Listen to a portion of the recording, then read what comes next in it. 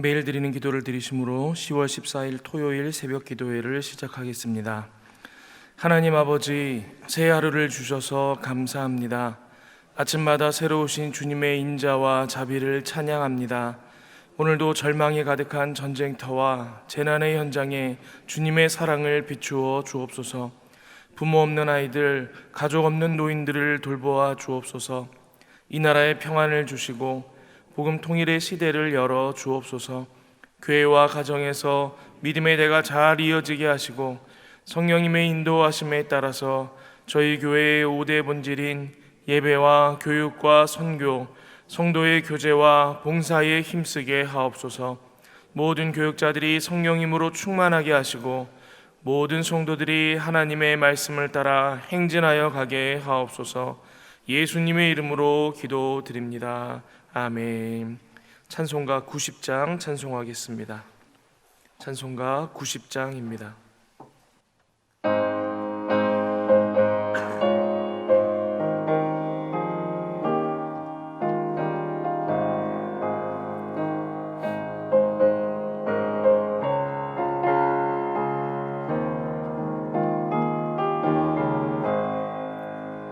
주 예수 내가 알기 전 날 먼저 사랑했네. 그 크신 사랑 나타나 내 영혼 거듭났네. 주 내 맘에 늘 계시고 나 주의 안에 있어. 저 포도 비유 같으니 참 좋은 나의 친구. 내 친구 되신 예수님 날 구원하시려고 그 귀한 몸을 버리사 내 죄를 대속했네. 나 주님을 늘 믿으며 그 손을 의지하고 내 몸과 마음을 바쳐서 끝까지 충성하리. 내 신실하신 친구여 큰 은혜 내려주사 날 항상 보호하시고 내 방패 되옵소서. 그 풍성한 참 사랑을 능히 그늘 소냐. 날 구원하신 예수는 참 좋은 나의 친구. 아멘. 잠언 27장입니다. 너는 내일 일을 자랑하지 말라. 하루 동안에 무슨 일이 일어날는지 내가 알 수 없음이니라. 타인이 너를 칭찬하게 하고 내 입으로는 하지 말며 외인이 너를 칭찬하게 하고 내 입술로는 하지 말지니라. 돌은 무겁고 모래도 가볍지 아니하거니와 미련한 자의 분노는 이 둘보다 무거우니라. 부는 잔인하고 노는 창수 같거니와 투기 앞에야 누가 서리요. 면책은 숨은 사랑보다 나으니라. 친구의 아픈 책망은 충직으로 말미암는 것이나 원수의 잦은 입맞춤은 거짓에서 난 것이니라. 배부른 자는 꿀이라도 싫어하고 줄인 자에게는 쓴 것이라도 다니라. 고향을 떠나 유래하는 사람은 보금자리를 떠나 떠도는 새와 같으니라. 기름과 향이 사람의 마음을 즐겁게 하나니 친구의 충성된 권고가 이와 같이 아름다우니라. 내 친구와 내 아비의 친구를 버리지 말며 내 환난 날에 형제의 집에 들어가지 말지어다. 가까운 이웃이 먼 형제보다 나으니라. 내 아들아 지혜를 얻고 내 마음을 기쁘게 하라. 그리하면 나를 비방하는 자에게 내가 대답할 수 있으리라. 슬기로운 자는 재앙을 보면 숨어 피하여도 어리석은 자들은 나가다가 해를 받느니라. 타인을 위하여 보증선자의 옷을 취하라. 외인들을 위하여 보증선자는 그의 몸을 볼모잡을지니라. 이른 아침에 큰 소리로 자기 이웃을 축복하면 도리어 저주같이 여기게 되리라. 다투는 여자는 비 오는 날에 이어 떨어지는 물방울이라. 그를 제어하기가 바람을 제어하는 것 같고 오른손으로 기름을 움키는 것 같으니라. 철이 철을 날카롭게 하는 것 같이 사람이 그의 친구의 얼굴을 빛나게 하느니라. 무화과 나무를 지키는 자는 그 과실을 먹고 자기 주인에게 시중드는 자는 영화를 얻느니라. 물에 비치면 얼굴이 서로 같은 것 같이 사람의 마음도 서로 비치느니라. 스올과 아바도는 만족함이 없고 사람의 눈도 만족함이 없느니라. 도가니로 은을, 풀무로 금을, 칭찬으로 사람을 단련하느니라. 미련한 자를 곡물과 함께 절구에 넣고 공의로 찌을지라도 그의 미련은 벗겨지지 아니하느니라. 내 양떼의 형편을 부지런히 살피며 내 소떼에게 마음을 두라. 대저 재물은 영원히 있지 못하나니 면류관이 어찌 대대히 있으랴. 풀을 벤 후에는 새로 움이 돋나니 산에서 꼴을 거둘 것이니라. 어린 양의 털은 내 옷이 되며 염소는 밭을 사는 값이 되며 염소의 젖은 넉넉하여 너와 내 집의 음식이 되며 내 여종의 먹을 것이 되느니라. 잠언을 묵상하시는 동안 하나님을 경외하는 것이 지혜의 근본임을 여러분들 반드시 기억하시기를 바랍니다. 잠언은 지혜자가 젊은이들을 향해 삶의 지혜에 대하여 교훈하는 내용들을 담고 있지요. 이것은 그냥 세속의 지혜가 아닙니다. 잠언에서 묘사되는 지혜는 하나님을 경외하는 사람들에게 나타나는 신앙인의 지혜다라는 것을 분명히 기억해야 합니다. 그러므로 한 절 한 절 이 지혜로운 자의 모습이 잠언에 묘사될 때에 이것을 하나님 경외함과 연결하여 묵상하지 못한다 그러면 여러분 이 잠언도 그냥 세속적인 처세술을 담은 책이 되어버립니다. 시중에 돌아다니는 책보다 이 잠언이 더 낫다 그렇게 말할 수 어려울지도 모르겠습니다. 그러나 잠언이 위대한 책이고 후대에게 계속해서 읽혀져야 하는 책인 이유는 이 다양한 방식으로 묘사되는 지혜로운 사람의 모습이 어떠한 노력이나 선천적 타고남에 의해서가 아니라 우리가 하나님을 진실하게 경외할 때 비로소 나타나는 것이라고 밝히고 있기 때문입니다. 그래서 이 잠언이 놀라운 책인 것입니다. 그런 관점으로 오늘 본문을 함께 살펴보고자 합니다. 이 오늘 본문의 서두 부분을 함께 오늘 이 새벽에 다루게 될 텐데요. 이 부분은 특별히 지혜로운 사람은 어떤 모습으로 인간관계를 하는지 보여주고 있습니다. 오늘 본문을 살펴보기 전에 좀 더 깊은 이해를 위해 정리를 좀 하고 들어가면 좋겠습니다. 여러분 이 잠언의 주제는 전체 주제는 여호와를 경외하는 것이 지혜의 근본이다 그렇게 말씀하고 있죠. 그래서 잠언에서 나타나는 모든 지혜로운 사람들의 모습은 여호와를 경외하는 사람의 모습이다 우리가 그렇게 이해할 수 있습니다. 그럼 한번 생각해 보겠습니다. 오늘 주제가 인간 관계니까 이 여호와를 전심으로 경외하는 사람들은 다른 사람을 대할 때 어떻게 대하겠습니까? 여호와를 경외하듯이 다른 사람들에게도 전심으로 사랑으로 대하겠죠. 하나님을 진실하게 사랑하는 사람이 여러분 이웃을 사랑하지 않을 수 없는 것 아니겠습니까? 그럼 한 단계 더 나아가서 이 사람이 누군가를 정말로 사랑하면 그게 연인이든 자녀이든 우리가 그렇게 생각하는 것이 상상하기 쉽겠죠. 그 사람은 그 사랑하는 사람을 대할 때에 여러분 자기가 먼저이겠습니까? 상대가 먼저이겠습니까? 당연히 상대가 먼저겠죠. 여러분 내가 중심이겠어요? 상대 중심이겠어요? 당연히 상대 중심이겠지요. 여러분 그렇지 않겠습니까? 뭘 먹더라도 내가 먹고 싶은 것보다는 상대가 먹고 싶은 거 먹고, 뭘 하더라도 내가 하고 싶은 것보다는 상대가 하고 싶은 것 할 거고, 또 힘든 일을 해야 하면 상대가 하도록 하는 것보다는 그냥 내가 해버리고, 여러분 그러지 않겠습니까? 그러니까 누군가를 사랑한다라는 것은 그 사람 중심에서 생각하고 판단하고 행동한다라는 의미이기도 한 것입니다. 우리가 하나님을 사랑하니까 하나님 입장에서 자꾸 생각해 보려고 하고, 여러분 그런 모습들이 우리 가운데 나타나죠. 마찬가지로 이웃을 사랑한다 그러면 이웃 중심에서 생각하고 이해하고 행동하고 한다라는 것입니다. 이러한 이웃사랑의 관점에서 이 하나님을 경외하는 사람들이 어떻게 인간관계를 해야 하는지 이 실제적인 예들과 함께 살펴보도록 하겠습니다. 먼저 1절과 2절입니다. 우리 함께 봉독합니다. 너는 내일 일을 자랑하지 말라. 하루 동안에 무슨 일이 일어났는지 네가 알 수 없음이라. 타인이 너를 칭찬하게 하고 내 입으로는 하지 말며 외인이 너를 칭찬하게 하고 내 입술로는 하지 말지니라. 지금 여기서는 칭찬이라는 것을 매개로 설명하고 있습니다. 다른 사람 앞에서 여러분 스스로를 칭찬하는 것을 뭐라고 합니까? 자랑이다, 그렇게 이야기를 합니다. 1절을 보니까 자랑하지 말라라는 거예요. 우리는 아무도 앞일을 알 수 없기 때문에 자랑하지 말아라. 칭찬에 있어서는 다른 사람으로 너를 칭찬하게 하고 네 입으로는 하지 말아라. 지금 그렇게 말씀하고 있는 것입니다. 사람과의 관계에 있어서 여러분 스스로 칭찬하는 사람은 자기중심적으로 생각하는 사람입니다. 상대가 나를 어떻게 생각하는지는 별로 안 중요한 사람인 거죠. 내가 생각하기에 나는 좀 괜찮은 사람이야 라고 생각한다라는 것입니다. 그런데 이 잠언 기자는 칭찬은 다른 사람이 하도록 하라, 그렇게 말씀하고 있습니다. 여러분, 우리가 누군가를 칭찬할 때를 한번 생각해 보세요. 우리가 어떤 경우에 칭찬을 합니까?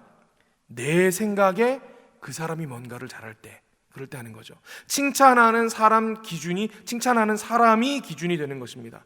내가 보니 너는 참 노래를 잘하는구나. 내가 보니 너는 참 생각이 깊구나. 내가 보니 너는 사람을 참 배려를 잘하는구나. 여러분, 칭찬이라는 게 그런 거예요. 하는 사람 기준에서 생각하는 것, 여러분, 그게 칭찬입니다. 그러니까 인간관계에서 이 오늘 본문에서 전하는 것처럼 상대의 칭찬을 받도록 하라 라는 말이 무슨 뜻인가 하면, 그 사람과 관계할 때에 그 사람 중심에서 생각하고 행동하라 라는 뜻입니다. 내 기준에서 뭔가를 하고서는 스스로 칭찬하는 사람들이 있어요. 내가 너한테 얼마나 잘했는데.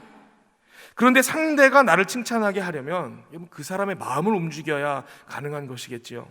그래야 그분이 내 행동에 대해서 칭찬하지 않겠습니까? 여러분, 이웃을 사랑한다라는 것이 무엇입니까? 이 상대의 기준에서 상대의 마음에 그가 사랑받는다고 느껴져야, 여러분, 그게 이웃을 사랑하는 것입니다. 무슨 말인지 이해가 되시죠? 그럼 반대의 경우도 있겠죠. 여러분, 인간관계에 있어서 늘 그 자신이 중심인 사람들이 있습니다. 이 잠언 기자가 주로 표현하는 말로는 미련한 사람들. 여러분, 이런 사람들은 늘 자기가 중심입니다. 인간관계에 있어서 이 자기중심적인 사람들에게 나타나는 두 가지 특징이 있어요. 하나는 섭섭함, 그리고 또 하나는 질투입니다. 여러분, 우리가 왜 섭섭합니까? 상대가, 나랑 인간관계를 맺고 있는 상대가 내 기준을 충족시키지 못하니까 섭섭한 거예요. 왜 나한테는 이만큼 안 해줘? 이런 말 하면서. 그럼 3절을 한번 보세요. 돌은 무겁고 모래도 가볍지 아니하거니와 미련한 자의 분노는 이 둘보다 무거우니라. 여기서 지금 분노라고 표현되어 있는 이 단어가 이 억울하고 원통해서 상대를 끝까지 물고 늘어지며 화를 내는 것, 그런 것을 의미한다 그래요. 제가 좀 정제된 표현으로 섭섭합니다 이렇게 말씀을 드렸는데, 여러분, 이 3절에서 표현하는 어감을 좀 이해를 하시겠죠. 섭섭함이 너무 커서 화를 낸다. 여러분, 미련한 자들은 이런 분노를 낸다라는 것입니다. 왜죠? 자기중심적으로 상대를 대하니까. 그리고 이어서 나오는 바로 4절을 한번 보세요. 부는 잔인하고 노는 창수 같거니와 투기 앞에서야 누가 서려. 이 미련한 사람의 그러한 분노들은 보면 아주 답이 없는데 그것보다 더한 게 있으니 시기와 질투다라는 거예요. 여러분, 인간관계에서 질투가 일어나는 이유가 무엇입니까? 나를 기준으로 상대를 바라보고 평가하니까 나보다 낫다 싶으면 자꾸만 질투가 난다라는 것입니다. 그러니까 정리를 하자면 이 여호와를 경외하고 사랑하는 사람들은 내 이웃도 내 몸과 같이 사랑하는데, 그 사랑함이라는 것이 늘 상대를 존중하고 그 사람 중심으로 생각하고 그 사람 중심으로 인간관계를 맺어 가다 보니까 교제하는 사람들로부터 칭찬을 듣게 되고, 반대로 하나님은 경외할 줄 모르고 자기 뜻대로만 사는 미련한 사람들은 다른 사람을 대할 때도 자기중심적으로 대하고 늘 자기가 기준이 되다 보니까 인간관계에 있어서도 늘 섭섭해하거나 질투하거나 한다라는 것입니다. 정리가 되시죠? 그리고 나서 다음 내용을 보니까 이번에는 사람 사이에 서로 책망할 때가 있는데, 이럴 때에도 지혜로운 사람들은 어떻게 하는지 나온다라는 거예요. 5절에 보니까 이렇게 되어 있습니다. 면책은 숨은 사랑보다 나으니라. 여기서 나오는 면책은 이 책임을 면하다 이런 말이에요. 그럴 때 그 면책이 아니고 면전에다가 대놓고 하는 책망, 그것을 말합니다. 여러분, 대놓고 면전에다가 책망할 때에 하는 그런 책망이 이 사랑이라고 말만 하지 그러면서 뒤로 숨어서 아무것도 안 하는 것보다는 낫다. 이런 말씀입니다. 여러분, 대놓고 자기 면전에다 책망을 하는데 그거 기분 좋게 받을 수 있는 사람이 있겠습니까? 그런데 지혜로운 사람은 그럴 수 있다라는 거예요. 어떻게 그럴 수 있는 거죠? 앞서 말하는 칭찬의 논리와 같다라는 거예요. 인간 관계에 있어서 나를 중심으로 생각하는 것이 아니라 상대를 중심으로 생각하기 때문에 그럴 수 있다라는 거예요. 내 중심에서 생각하면 화가 납니다. 기분 나쁘죠. 듣고 가만히 있을 수 없지요. 그런데 지혜로운 사람은 내 면전에다가 싫은 소리를 하는 그 상대의 마음을 헤아릴 줄 안다라는 거예요. 여러분, 사람은 굉장히 감정적인 존재들인 거 아시죠? 이 사람들 사이에 시비가 생기고 다툼이 생길 때를 보면 실제로 어떠한 일어난 사건이나 그 사실 때문에 싸우는 게 아니고 그 문제를 대하는 태도나 말 때문에 싸우는 경우가 많이 일어납니다. 이 섭섭한 사람이 먼저 상대의 잘못을 지적하겠죠. 섭섭하니까 지적을 합니다. 그러면 그 지적을 받은 사람이 상대 입장에서 생각하지 못하고 자기중심적으로 그 사람의 이야기를 듣잖아요. 그럼 굉장히 기분이 나쁘게 됩니다. 그래서 그 기분 나쁨을 고운 말로 되받지를 못하는 거예요. 그래가지고 내가 언제 그랬어? 소리치고 너는 안 그랬냐? 네가 더하지 않았냐? 이런 식으로 좀 말이 험해지죠. 그러면 처음에 말했던 사람이 또 어떻게 되는가 하면 아니 잘못은 네가 먼저 해놓고 지금 사과를 해도 모자랄 판에 지금 나한테 성질을 부려? 이러면서 이게 싸움이 된다라는 거예요. 그래서 어떻게 해야 되느냐? 오늘 잠언 기자가 전하기를 지혜로운 사람들은 이렇게 한다라는 거예요. 누군가가 나를 면전에 대고 책망을 하면 그래 사랑한다고 하면서 아무것도 안 하는 사람들도 있는데 이분은 그래도 나를 생각해서 내 부족함을 지적해 주시는구나. 여러분 6절을 보세요. 친구의 아픈 책망은 충직으로 말미암는 것이나 원수의 잦은 입맞춤은 거짓에서 난 것이니라. 그냥 나를 이용해 먹으려고 입에 발린 소리를 하는 그런 사람들보다는 이분이 훨씬 더 나를 생각해 주시는 분이시지, 그러면서 상대가 한 말의 의중을 파악하고 나의 약한 부분을 고쳐간다라는 거예요. 이게 지혜로운 사람의 모습이다라는 것입니다. 어떻게 그럴 수 있는 거죠? 자기 중심적으로 생각하는 게 아니라 상대방 중심에서 생각할 수 있으니까. 여러분, 지혜로운 사람은 그런 것이다 라는 것입니다. 여러분, 지금까지 우리가 이 잠언 서두를 통해서 다룬 내용이 여러분 이게 뭔가 특별히 지혜로운 말씀입니까? 그렇지 않죠. 그냥 당연한 말씀 같이 보입니다. 굳이 잠언에 나와 있지 않더라도 우리가 그냥 곰곰이 생각해 보면 다 알만한 내용들 아닙니까? 그런데 왜 잠언 기자가 이렇게 다시 말씀하고 있겠습니까? 실제 삶에서 보이는 인간관계에서 내가 그 실제 일어나는 일들 속에 들어가면 누구나가 다 자기중심적으로 생각하다가 이 뻔한 논리도 생각이 안 난다라는 것입니다.